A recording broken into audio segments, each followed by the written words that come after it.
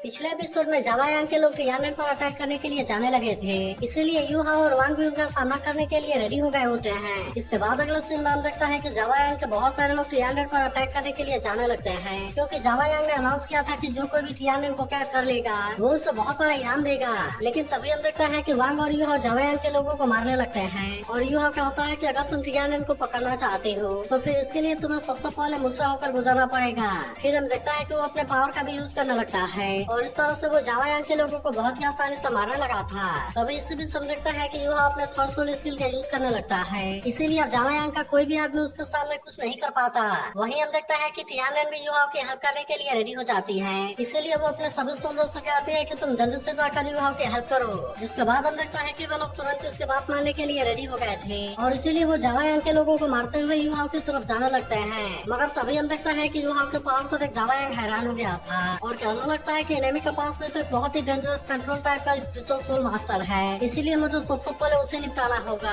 नहीं तो वो हर जगह पर अटैक करता रहेगा। लेकिन अभी भी हम देखता है कि यूहा को रोक पाना इतना आसान बात नहीं होता और वो तुरंत ही अपने आइस प्लास का यूज करके जावा यांग के और ज्यादा लोगों को मारने लगता है। लेकिन तभी हम देखता है कि केके ने भी अपने एक्सप्लोजिव को रेडी कर लिया था और इसीलिए वो इसका यूज करके जावा यांग के लोगों पर अटैक कर देती है। लेकिन तभी हम देखता है कि जावा यांग भी इनको रोकने के लिए रेडी हो गया था, इसीलिए वो भी अपने पावर का यूज करके टियानन के लोगों को मारने लगता है और हम देखता है कि कोई भी इसके सामने कुछ नहीं कर पाता। तभी इससे भी समझ सकता है कि वो अपने सोलिंग को भी एक्टिवेट कर लेता है, जिससे देख सभी हैरान होते हुए कहते हैं कि अब तो 7 इंच सोल सेंट है। मगर तभी हम देखता है कि जावा यांग भी अटैक करने के लिए रेडी हो गया था और वो तुरंत ही यूहाओ के ऊपर अटैक करना शुरू कर देता है। जिसके बाद हम देखता है कि वांग भी यूहाओ की हेल्प करने के लिए रेडी हो गया था और इसीलिए वो जावा यांग के ऊपर अटैक करने की कोशिश करता है। लेकिन तभी हम देखता है कि जावा यांग ने इनके अटैक को बहुत ही आसानी से रोक लिया था और इसीलिए वे दोनों जावा यांग के सामने कुछ भी नहीं कर पाते। तभी इससे भी केके अपने सोल कैनन का यूज करके जावा यांग पर अटैक करने की कोशिश करती है, लेकिन हम देखता है कि उसके अटैक का जावा यांग के ऊपर कोई भी असर नहीं होता।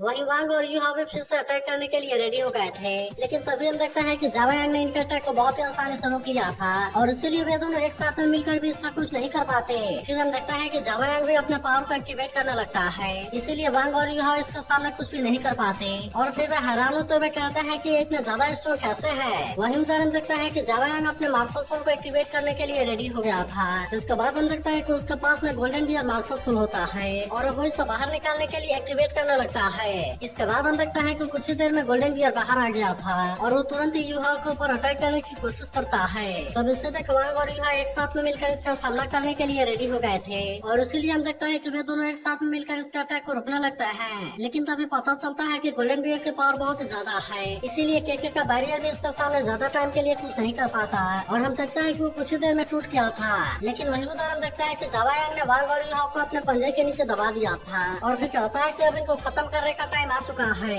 मगर अभी भी हम देखता है कि वांग और यूहा इतने आसानी से हार मानने वाले नहीं होते, इसीलिए वे दोनों अपने मार्शल सोल फ्यूजन स्किल का यूज करने के लिए रेडी हो गए थे, जहाँ पर हम देखता है कि वांग अपने गोल्डन बटरफ्लाई का यूज करने लगा था जबकि यूहा अपने आइस से टेम्परेचर स्कॉर्पियन का यूज करने लगा था और इस तरह से हम देखता है कि वो दोनों अपने पावर को एक साथ में कंबाइन करने लगते हैं, इसीलिए जावा यांग का गोल्डन बियर भी इसका पावर के सामने कुछ नहीं कर पाता और हम देखता है कि वे दोनों जावा यांग के ऊपर भारी पड़ने लगे थे। लेकिन अभी भी हम देखता है कि जावा यांग इतना आसानी से हार मानने के लिए रेडी नहीं होता, इसीलिए वो फिर से अपने पावर का यूज करके इनका सामना करने के लिए रेडी हो जाता है और कहने लगता है कि तुम अपने मार्शल सोल फ्यूजन स्किल का भी यूज करके मेरे सामने कुछ नहीं कर पाओगे। फिर हम देखता है कि वो अपने पावर को एक्टिवेट करने लगता है और इस तरह से वो अपने 6th soul skill terror dark gold fist का यूज करके अटैक करने के लिए रेडी हो गया था। लेकिन अभी भी हम देखता है कि वांग और यूहा इसका सामना करने के लिए रेडी हो गए थे और वांग केवल अपने एक ही फिंगर का यूज करके इसके अटैक को रोक लेता है। तब इससे देख यूहा कहता है कि यह फिंगर तो वांग के light even breaking soul skill के साथ में बहुत ही अच्छे से इंटीग्रेट होती है, इसीलिए हम देखता है कि जावा यांग अब इनके सामने कमजोर पड़ने लगा था।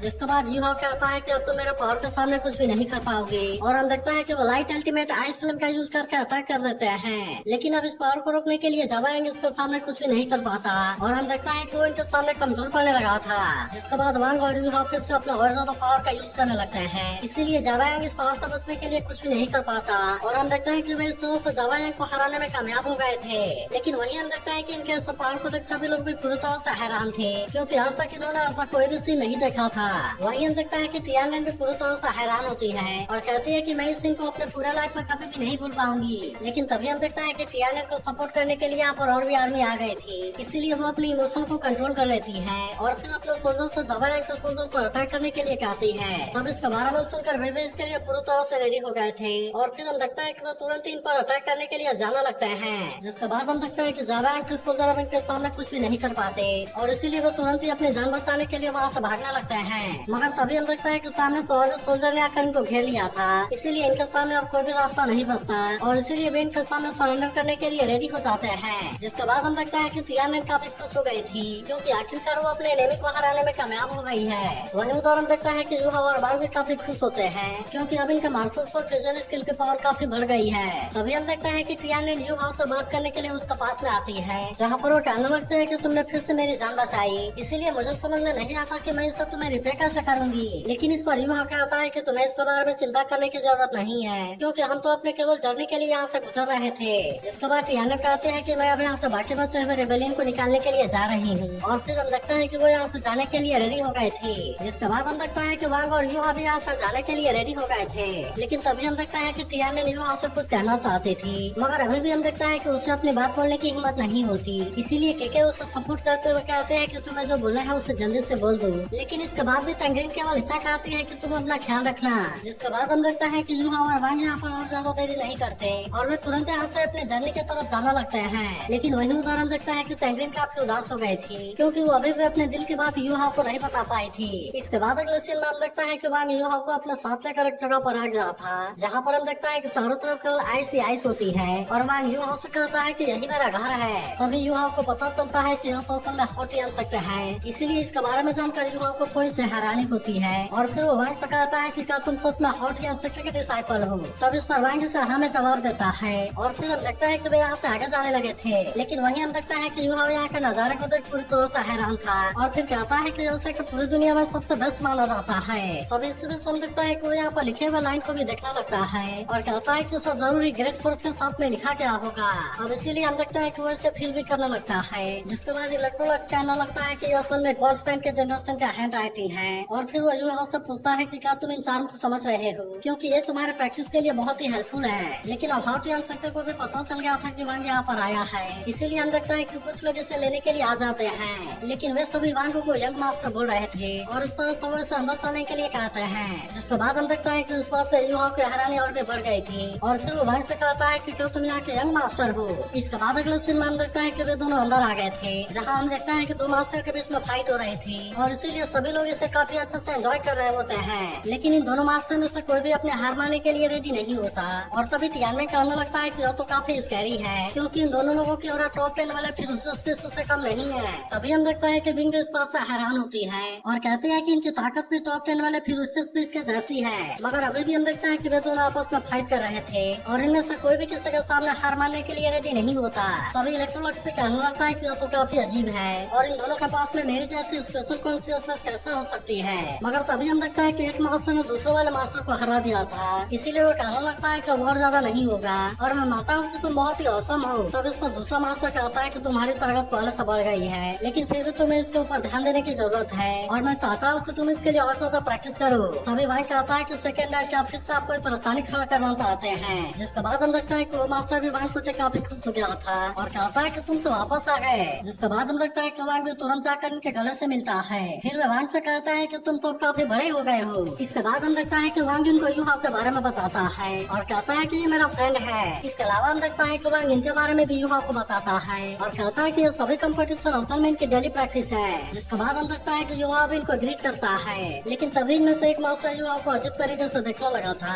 इसीलिए वांग को इस बात पर हंसी आती है। तभी वो मास्टर कहता है कि मेरा नाम ताई है और इसीलिए तुम मुझे ताई तियान बोल सकते हो। जिसके बाद दूसरा मास्टर कहता है कि मेरा नाम न्यू टियान है, लेकिन तभी हम देखता है कि ताई टियान के मन में कोई सवाल चल रहा था, इसीलिए वो युवा से कहता है कि आज पहली बार वांग किसी को यहाँ पर लेकर आया है, इसलिए हमारे प्रैक्टिस में कभी भी लापरवाही नहीं करेगा। तभी इसी में हम देखता है कि यहाँ पर एक लड़का आता है और कहता है कि हमने रूम को तैयार कर दिया है। जिसके बाद न्यू टियान वांग से कहता है कि तुम युवा को अपने साथ लेकर जाओ। तब इसके बारे में सुनकर वांग तुरंत युवा को यहाँ से लेकर चला जाता है, लेकिन तभी हम देखता है कि ताई टियान को इसके बारे में काफी चिंता होती है, इसीलिए वो न्यू टियान से पूछता है कि आप इस लड़के के बारे में क्या सोचते हैं। तब इस पर न्यू टियान कहता है कि उसके कल्टीवेशन अभी भले ही लेवल 40 में है, लेकिन इसके बाद भी इसके पास में 1 लाख वाली सोल्डिंग है। जिसके बारे में सुनकर ताई टियान भी इस बात से हैरान हो गया था। फिर वो कहता है इसका मतलब है कि किसी पावरफुल बीस्ट ने अपने मर्जी से सैक्रिफाइस किया है। अब इसीलिए हम देखते हैं कि इसके बारे में चलकर उसे हैरानी होती है और फिर वो किसी फाइट के बारे में याद करते हुए कहता है कि तो बिल्कुल पहले का जैसा है। वही उदाहरण देखता है कि वहाँ यू हाउ को अपने साथ लेकर आ गया था,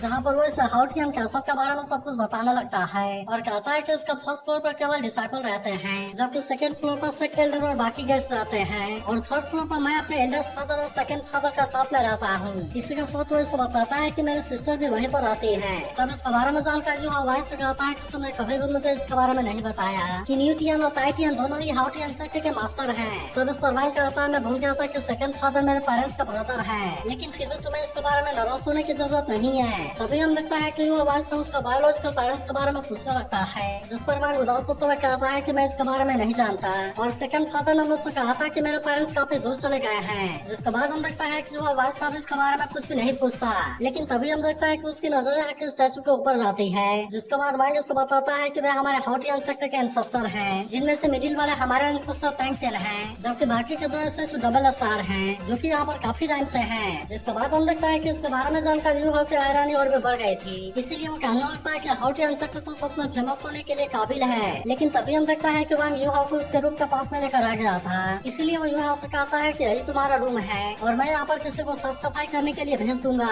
लेकिन तभी हम देखता है कि वहाँ को काफी थकान हो गई थी, इसीलिए वो यू हाउ से कहता है कि मैं अभी कुछ टाइम के लिए आराम करने के लिए जा रहा हूँ, और इसीलिए मैं चाहता हूँ कि तुम्हें जल्दी से आराम कर लेना, क्योंकि मैं तुम्हें डिनर के लिए बुलाने के लिए आऊंगा। और इतनी बात कहने के बाद हम देखता है कि वहाँ यहाँ को चला जाता है, जबकि वहाँ यू हाउ अपने रूम के अंदर आ गया था। लेकिन तभी वो देखता है कि उसके बेड वाले जगह पर तो कोई बहुत बड़ी आइस है, और इसीलिए ऐसे देख उसे कुछ भी समझ में नहीं आता। फिर हम देखते हैं कि वो इसे टच करने की भी कोशिश करता है और कहता है कि ये बेड इतनी ठंडी क्यों है। तब उस पर टियाने कहता है कि वो तो 10,000 साल वाले आइस का कैल्सिरोनी है, लेकिन हम देखता है कि यू हाउ को इसके बारे में कुछ भी पता नहीं होता, इसीलिए वो पूछता है कि ये क्या है। जिसके बाद टियानमे इसे बताता है कि हेवन और अर्थ का ट्रेजर है, जिससे कि जरूरी वांग ने इसे तुम्हारे लिए अरेंज किया होगा। फिर वो कहने लगता है तुम्हें पता होना चाहिए कि मेरे ब्रदर ने आइस कैल्सिरोनी फेयर नॉर्थ में खोजा था, ताकि वो कल्टीवेशन लेवल को अचीव कर सके। वहीं विंग कहने लगते हैं कि आइस कैल्सिरोनी अल्टीमेट आइस को कल्टीवेट करने के लिए बहुत ही बेनिफिशियल है, इसीलिए मैं चाहती हूँ कि तुम जल्दी से मेरी बात मानकर अपने स्टोन पावर को एक्टिवेट कर लो, क्योंकि मैं तुम्हारे कल्टीवेशन को ब्रेक थ्रू करने में हेल्प करूंगी।